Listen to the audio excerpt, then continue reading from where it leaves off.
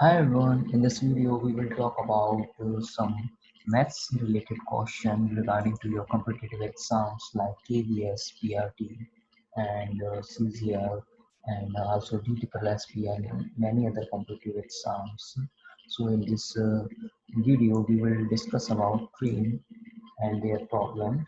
So to understand this chapter there are some key points to understand about trains. So let's get started. The first point is when a train crosses a man, pole, tree, etc., then it covers a distance equal to the length of train. यानी कि जब एक train एक किसी आदमी, किसी बिजली के खंभे या किसी भी तरह के खंभे को या किसी पेड़ को क्रॉस करती है, देन इट कवर्स यानी कि वो कुल डिस्टेंस जो तय करेगी वो होती है उस ट्रेन की लंबाई के बराबर ही, क्योंकि as the comparison to the length of train आदमी या किसी खंभे या किसी पेड़ की जो लंबाई है वो बहुत ही नेग्लिजिबल होती है। सो आप कह सकते हैं कि जब किसी पोल या किसी आदमी को ट्रेन पार कर रही है तो उसके द्वारा तय की गई कुल दूरी ट्रेन की लंबाई के बराबर है। Whereas when a train crosses a bridge or platform, etc., it covers a distance equal to the length of the train plus the length of the bridge and platform. यानी कि जब एक ट्रेन किसी ब्रिज या किसी platform को पार कर रही है तो उसके द्वारा जो तय की गई कुल दूरी होगी वो उस ट्रेन की लंबाई और उस ब्रिज की लंबाई के बराबर होगी। In the next point, we will discuss about the universal formula of speed, that is speed is equal to distance upon time, or time is equal to distance upon speed, vice versa. And also the distance can be said as speed into time. And if the speed of a train is in kilometre per our, यानी किसी भी train की speed अगर kilometre per our में है तो आप उसे सिंपली मीटर पर सेकंड चेंज करने के लिए उसमें 5/18 का इंटू कर सकते हैं, और इसी तरह से अगर मीटर पर सेकंड में है तो 18/5 का इंटू कर देंगे तो वो किलोमीटर पर सेकंड में हो जाएगा। Speed is inversely proportional to time. Now in the next topic, next point, if two trains are moving in the same direction, then relative speed is equal to, यानी कि दो ट्रेन्स जब same direction में है, same direction में जा रही हैं तो उनकी जो रिलेटिव स्पीड होगी वो उन दोनों की स्पीड के अंतर के यानी कि उनके सब्सट्रैक्शन के बराबर होगी, यानी कि पहली ट्रेन की स्पीड में से दूसरी ट्रेन की स्पीड आप घटा देंगे वो उनकी रिलेटिव स्पीड हो जाएगी। If two trains are moving in opposite direction, अगर कोई दो ट्रेन अपोजिट डायरेक्शन में जा रही हैं यानी कि एक दूसरे के विपरीत हैं तो उन दोनों की जो टोटल रिजल्टेंट या रिलेटिव स्पीड होगी वो हो जाएगी उन दोनों की स्पीड के सम के बराबर, यानी कि s+1। सो ये कुछ पॉइंट्स से रिगार्डिंग टू ट्रेन। अब हम अपने क्वेश्चन स्टार्ट करते हैं। So let's get started. The question number 1 is a train is moving with the speed of 180 kilometre per hour, its speed in metre पर सेकंड इज, यानी कि जो ट्रेन है वो 180 किलोमीटर पर आवर की speed से चल रही है तो उसकी मीटर पर सेकंड में क्या चाल यानी कि स्पीड होगी। तो इसका सॉल्यूशन देखते हैं। As we know the speed is given is 180 kilometre per hour. उसमें मैंने सिंपली बताया था जब आपको किलोमीटर से आवर मीटर पर सेकंड में चेंज करना है तो आप सिंपली 15/18 का उसमें मल्टीप्लाई कर दीजिए। 18 से यहाँ 180 जाएगा 10 बार, 50 into 10 is equal to 50 metre पर सेकंड, यानी कि जो हमारी ट्रेन की जो यहाँ पे राइट ऑप्शन होगा वो होगा 50। So move to the next question. A train passes two bridges of length 800 meter and 400 meter in 100 seconds and 60 seconds respectively. The length of the train is, यानी कि एक ट्रेन है जो दो ब्रिजेस को पास कर रही है, एक 800 मीटर का है एक 400 मीटर का है, और 800 मीटर वाले को पार करने में उसे 100 सेकंड लगते हैं और 400 मीटर वाले को पास करने में उसे 60 सेकंड लगते हैं। तो the length of the train, तो उस ट्रेन की लंबाई कितनी हो जाएगी। तो इसका सॉल्यूशन देखते हैं। मान लेते हैं कि ट्रेन की लंबाई है L मीटर और हम जानते हैं formula speed equal to distance upon time. So the speed of the train क्या हो जाएगी, ट्रेन की लेंथ या जो भी उसने डिस्टेंस कवर करा और अपॉन टाइम, और हम जानते हैं कि उसने ब्रिज को कवर करा यानी कि टोटल डिस्टेंस क्या हो जाएगी, ट्रेन की लेंथ और उस ब्रिज की लंबाई और डिवाइडेड बाई टाइम। सो हमने ट्रेन की लेंथ तो मान ली है L, पहले ब्रिज की कितनी होगी लंबाई 800 मीटर, इन दोनों को प्लस करके डिवाइड बाई 100 इक्वल टू, अब क्योंकि स्पीड तो ट्रेन की सेम ही है क्योंकि वो दो ब्रिज को पार कर रही है, यानी कि उन दोनों की स्पीड निकाल के इनको बराबर रख सकते हैं। तो दूसरे ब्रिज के लिए क्या हो जाएगा, हमारी ट्रेन की लंबाई है L और उसकी डिस्टेंस है 400, जो लेंथ है उसकी नेक्स्ट ब्रिज की, एंड उसको पहले वाले ब्रिज को पार करने में कितना टाइम लगा, 100 सेकेंड, और दूसरे वाले को 60 सेकेंड। अब इसका क्रॉस मल्टीप्लिकेशन कर लेंगे, that's come like 60 into L plus 800 and 100 equal to वो 100 इंटू एल प्लस 400। नाउ इसको सॉल्व करेंगे, एवेल्युएट करेंगे, तो it became 2L equal to 2400 into plus 2000। Now जब इसको आप सॉल्व करेंगे, सो सॉरी यहाँ पे आएगा negative sign, it becomes negative sign, क्योंकि 324 हो जाएगा, ये 5 हो जाएगा, 20 हो जाएगा 2000, तो 2400 में से अब 2000 जाएगा तो बचेंगे हमारे पास 400, और एल स्कल टू हमारी निकल के जाएगी 200 मीटर, यानी कि the distance the length of the train is 200 metre. Move to the next question. A train is running at 7 by 11 of its normal speed, reached a place in 22 hours. How much time could be saved if the train had run at its normal speed? यानी कि एक train है जो अपनी normal speed की 7/11 की चाल से एक प्लेस पे 22 घंटे में पहुंचती है, नॉर्मल स्पीड के 7/11 की चाल से। हाउ मच टाइम, वो कितना टाइम सेव कर सकती थी अगर वो अपनी नॉर्मल स्पीड में ही चलती। तो देखते हैं इसका सॉल्यूशन। अब मान लेते हैं कि नॉर्मल स्पीड क्या है, 11, क्योंकि 7/11 चाल से चल रही, तो हमने नॉर्मल स्पीड मान लेते हैं 11, और जो प्रेजेंट स्पीड है वो मान लेते हैं हम 7 किलोमीटर पर आवर। तो एज वी नो कि जब वो प्रेजेंट स्पीड से चल रही है, यानी कि 7 किलोमीटर की स्पीड चल रही है, तो उसे 22 मिनट 22 सेकेंड्स का 22 घंटे का टाइम लग रहा है। यानी कि जो डिस्टेंस हो जाएगी, जो ट्रेवल की उस स्पीड से 7 किलोमीटर पर आवर की स्पीड से हो जाएगी 22 × 7x। इस डी को हम एक तरफ रख लेंगे क्योंकि डिस्टेंस तो सेम ट्रेवल किया जाएगा। अब बात करते हैं टाइम टेकन बाई, अगर वो अपनी नॉर्मल स्पीड से चलती है, तो T2 इक्वल टू जो हमें निकालना है वो हो जाएगा डिस्टेंस, यानी कि D डिवाइडेड बाई S2, यानी कि 11x किलोमीटर पर आवर। तो T2 हम यहाँ निकाल लेंगे, D की वैल्यू रख दीजिए 22 into 7x and divided by 11x, x से x कट हो जाएगा, 11 से 22 जाएगा 2 बार, m7 2 जा 14, यानी कि 2 उसे अगर वो नॉर्मल स्पीड से जाती तो उसे 14 घंटे का टाइम लगता। लेकिन वो पूछ क्या रहा है कि वो कितना टाइम बचा सकते थे अगर वो नॉर्मल स्पीड से जा रहे होते। तो जब हमने प्रेजेंट टाइम में हमें प्रेजेंट स्पीड से टाइम लग रहा था 22 आवर का, और नॉर्मल से लग रहा है हमें 14 आवर का, तो इन दोनों को जब हम माइनस करेंगे तो will be we save 8 hours, यानी कि आंसर हो जाएगा हमारा option C. Move to the next question. A train 150 meter long take 30 seconds to cross a bridge 15 meter long. How much time will the train take to cross a platform 370 meter per long? यानी कि एक train है वो 150 metre लंबे bridge को पार करने में वो सॉरी एक ट्रेन है जो 150 मीटर लंबी है और एक 500 मीटर लंबे ब्रिज को पार करने में उसे 30 सेकंड्स लग रहे हैं। ठीक है, यानी कि हमें यहाँ से उसकी स्पीड निकालनी पड़ेगी, क्योंकि वो नेक्स्ट पूछ रहा है कि उसे कितना टाइम लगेगा कि वो जो अगला प्लेटफॉर्म है वो 370 मीटर का है, उसे पार करने में उसे कितना टाइम लगेगा। तो इसका सॉल्यूशन देखते हैं। अब स्पीड ऑफ द ट्रेन, यानी कि उसके द्वारा तय की दूरी बटे उसका समय कितना लग रहा है। अब एज हम जानते हैं कि जो हमारी टोटल डिस्टेंस होगी वो होगी ट्रेन की लंबाई प्लस प्लेटफॉर्म की लंबाई। तो पहले वाले प्लेटफॉर्म से हम निकाल लेते हैं कि वो 150 मीटर लंबी ट्रेन तो थी, और प्लेटफॉर्म कितना था 500 मीटर लंबा, और उसे कितना टाइम लग रहा था 30 सेकेंड। तो यहाँ से हमने ये स्पीड ऑफ द ट्रेन निकाल दी। दूसरे वाला पूछ रहा है वो when it cross 370 metre long bridge, अब वो 370 मीटर ब्रिज को पार कर रही है। तो टोटल डिस्टेंस हम निकाल लेते हैं, ये वाले ब्रिज की लंबाई और प्लस ट्रेन की लंबाई, यानी 150 इक्वल टू निकला 520 मीटर। और टाइम कितना लगेगा उसे, यानी कि टाइम लगेगा हमारा डिस्टेंस अपॉन स्पीड। तो टाइम डिस्टेंस होगा हमारा 520 मीटर टोटल डिस्टेंस, एंड जो स्पीड है वो हमें निकल के आती है 650/30, यानी कि ये हो जाएगी, ये 650 से ये कट हो जाएगा, सॉल्व होके आएगा 24 second and the answer will be 24 second.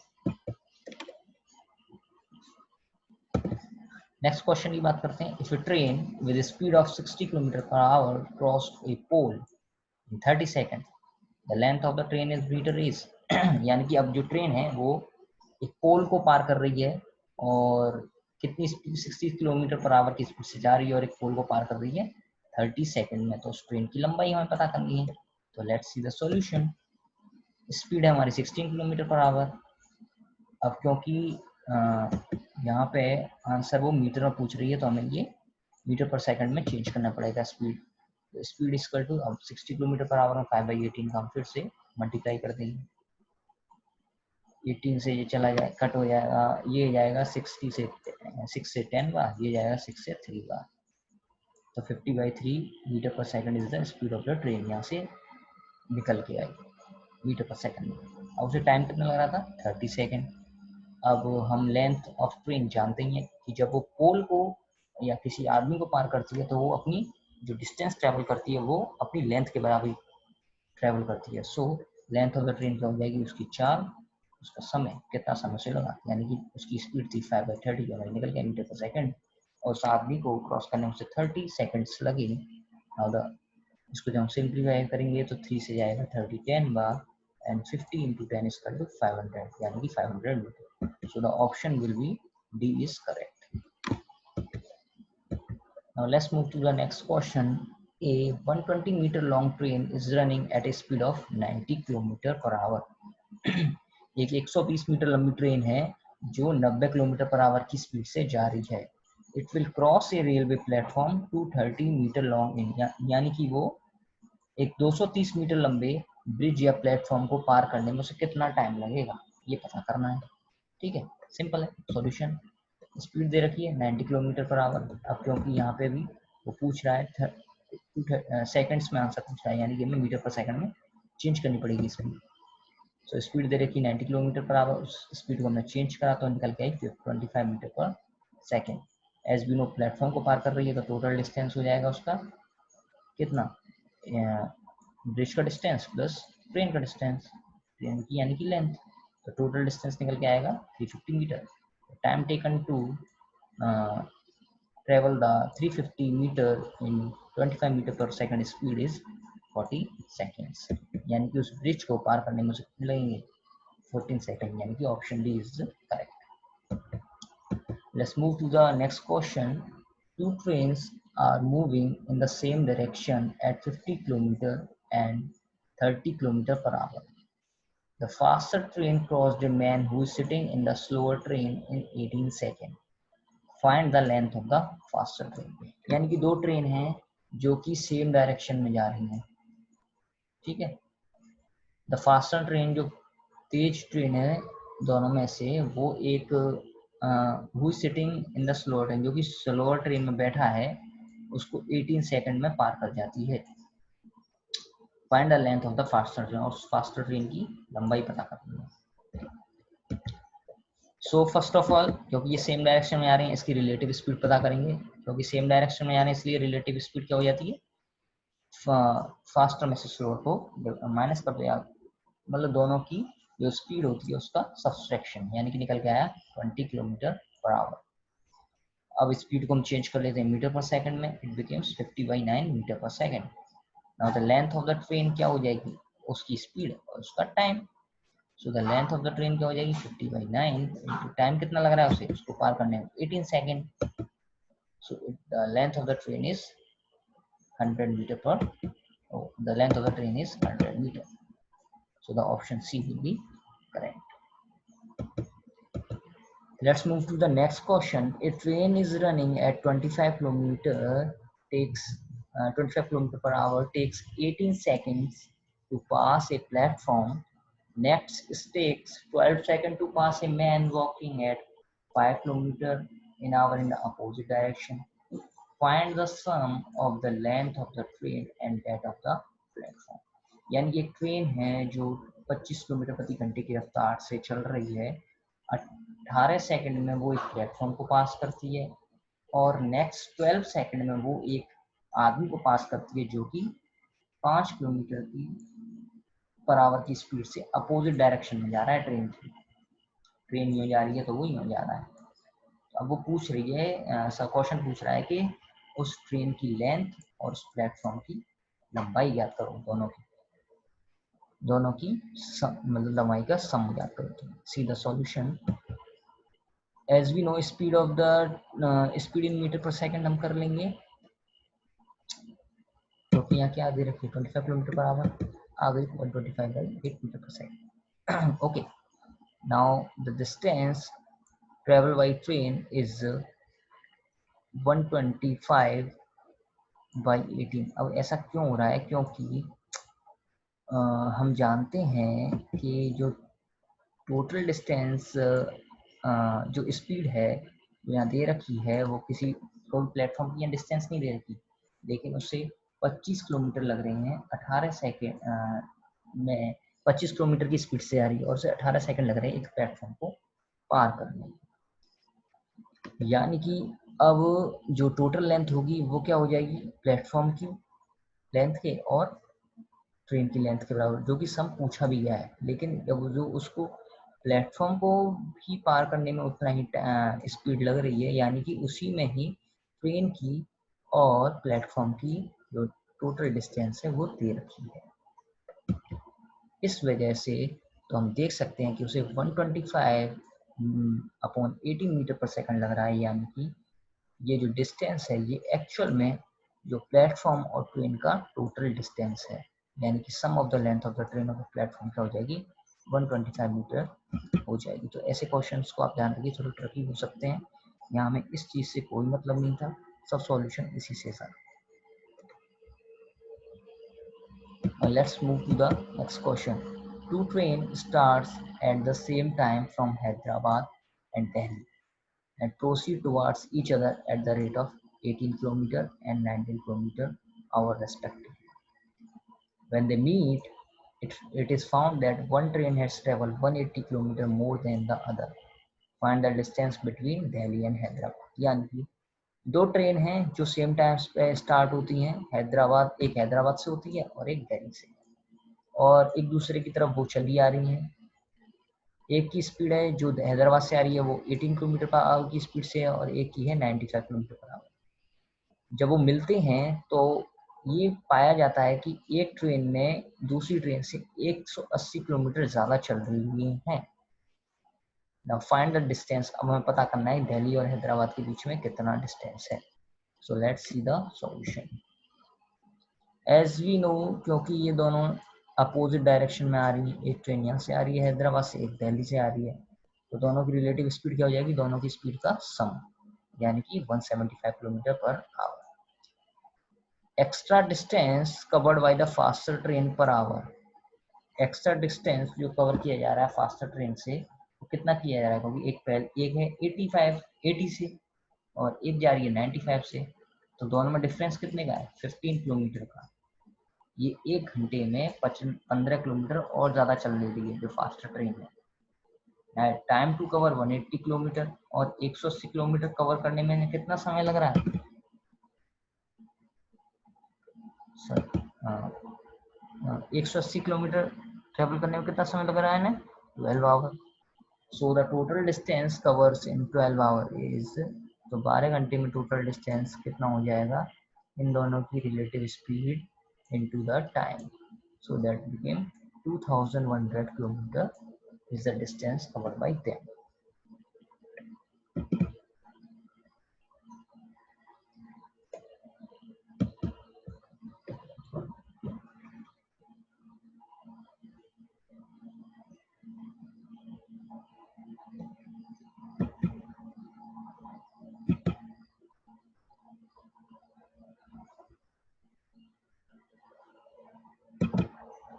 Now let's move to the next question. Two trains for Delhi leave Jaipur at 8:30 a.m. and 9 a.m.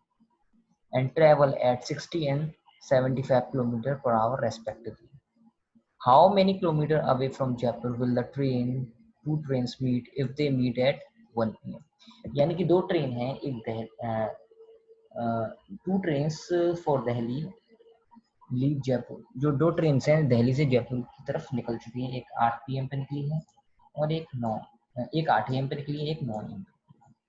और जो दोनों की स्पीड का डिफरेंस है, एक है 60 किलोमीटर की स्पीड से आ रही है पर आवर की और एक 75 किलोमीटर पर आवर से। How many kilometre away from Jaipur will the two train meet if they meet at 1 PM, यानी कि वो 1 बजे कितनी दूरी पर, मतलब कितने डिस्टेंस पर वो एक दूसरे से मिलेंगी जब वो जयपुर पहुंचेंगे, वो भी 1 बजे। So now let's see the solution. Now as you know the distance covered by first train in 30 minutes कितना हो जाएगा,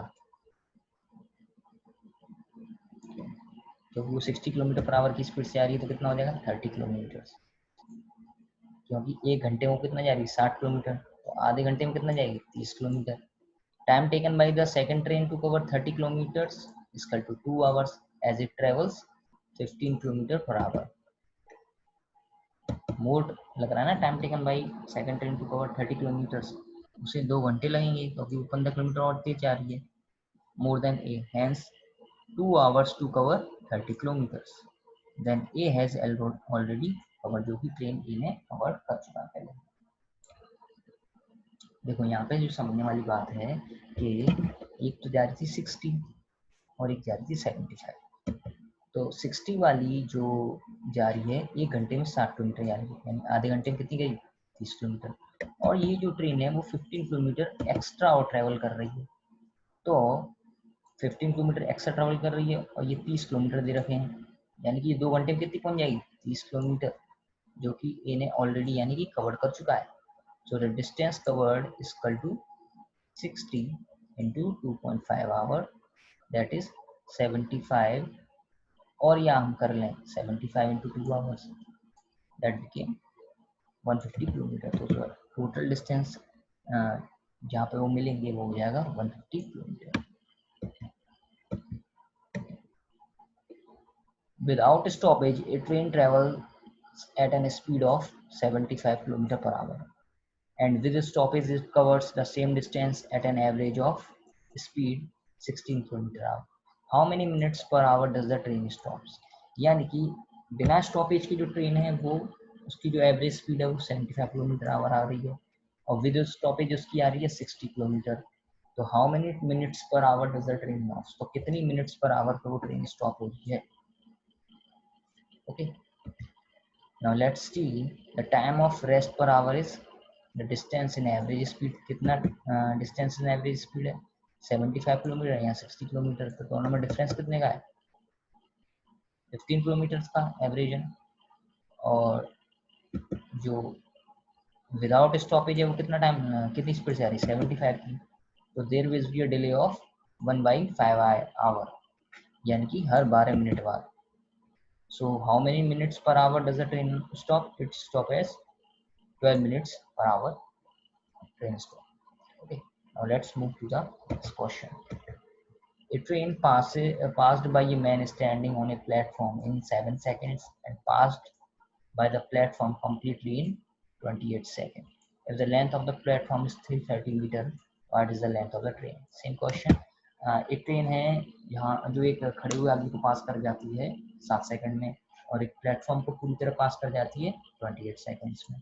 if the length of the platform कितनी है 330 मीटर, तो लेंथ ऑफ द ट्रेन कितनी हो जाएगी, सो let's C speed of the train कितनी हो जाएगी, टोटल डिस्टेंस कितनी है प्लेटफॉर्म की 330 divided by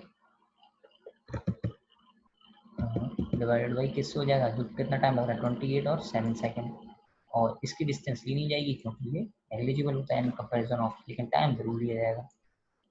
So 28 minus 7 is equal to 1110 upon 7 meter per second. So this is the speed of the train. Now let's find out the length of the train.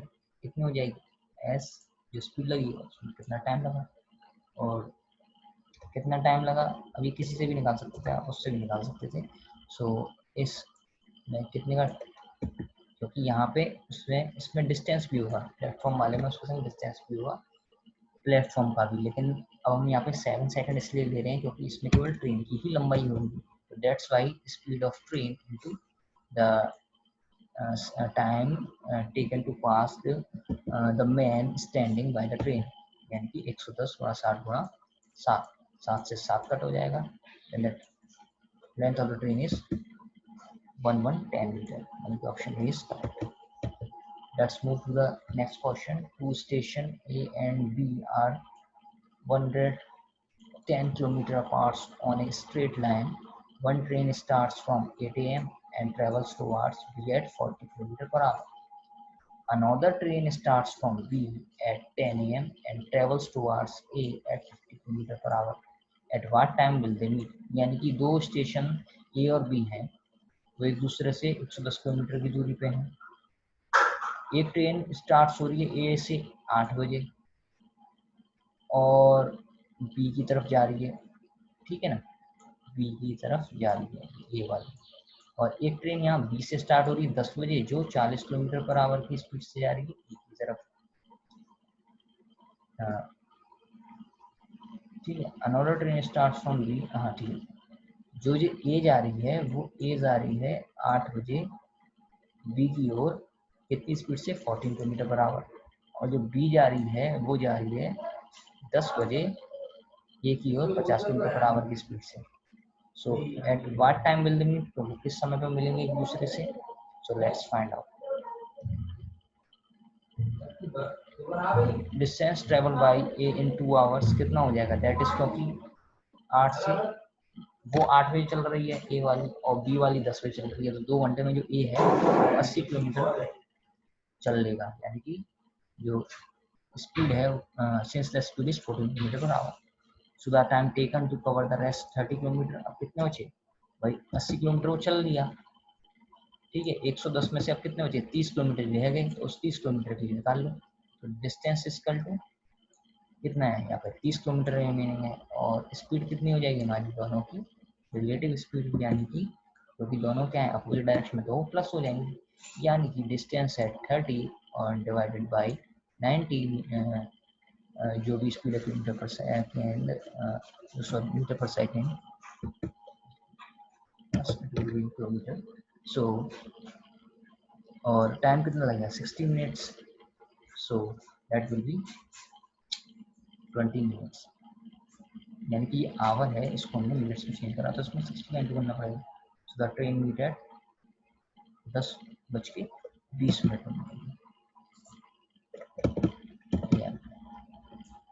Option C is correct.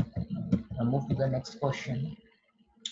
Two trains travel of length 100 meter and 80 meter respectively run on a parallel lines of rails.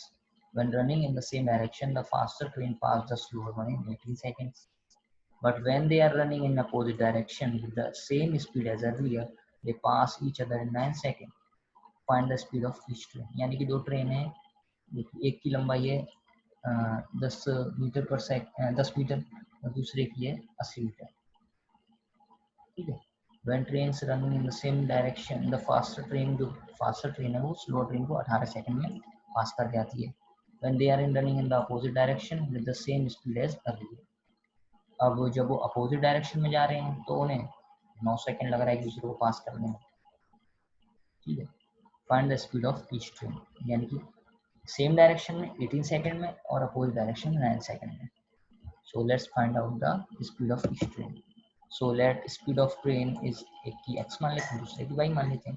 When they are moving in the same direction, relative speed क्या हो जाएगी x minus y, यानी कि x minus y equal to जो length है दोनों की जोड़ लो, 100 मीटर की है 80 मीटर की है, डिवाइड बाई कितना टाइम लग रहा है हमें 80, दैट इज